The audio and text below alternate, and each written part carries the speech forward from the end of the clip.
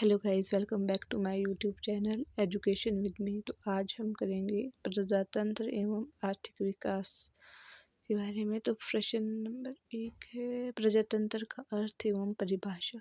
आधुनिक युग में प्रजातंत्रीय शासन प्रणाली इतनी लोकप्रिय है कि आधुनिक युग को प्रजातंत्र का युग कहा जाता है। विश्व के लगभग सभी देशों में इस शासन प्रणाली को किसी न किसी ढंग द्वारा अपनाया गया है। इसका अर्थ करेंगे अब हम। इसका अर्थ है, प्रजातंत्र को अंग्रेजी में डेमोक्रेसी कहा जाता है। डेमोक्रेसी का शब्द ग्रीक भाषा के दो शब्दों डेमोस और क्रेटिया से मिलकर बना है। डेमोस का अर्थ है प्रजा और क्रेटिया का अर्थ है शासन। इस प्रकार डेमोक्रेसी का अर्थ प्रजा का शासन माना जाता है।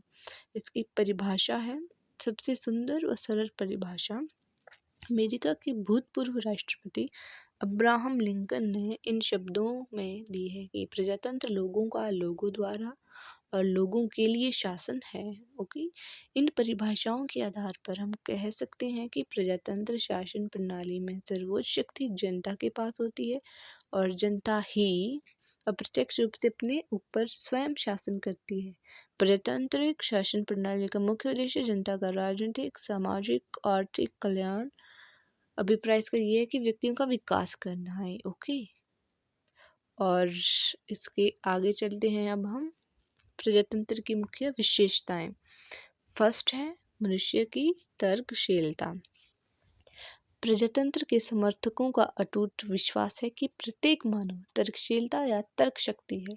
इस तर्क शक्ति के कारण ही मानव अपने आप शासन करने के योग्य होता है और इस शक्ति के बल से ही वह संपूर्ण समाज के अधिकाधिक कल्याण हेतु योजनाएं बना सकता है और उनको क्रियान्वित रूप दे सकता है।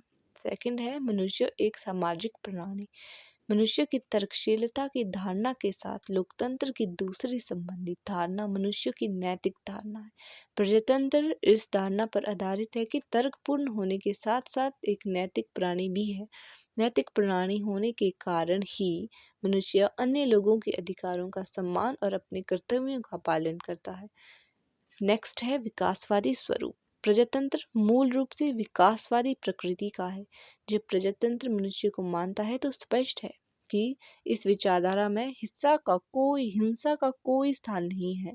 लोकतंत्र इस विश्वास पर आधारित है कि यदि मनुष्य को उचित रूप से शिक्षित किया जाए तो वे स्वार्थी हितों को त्याग कर सामाजिक हितों से उचित समझौता करने के लिए अवश्य प्रेरित होते हैं। Thanks for watching this video. See you next time. Bye bye.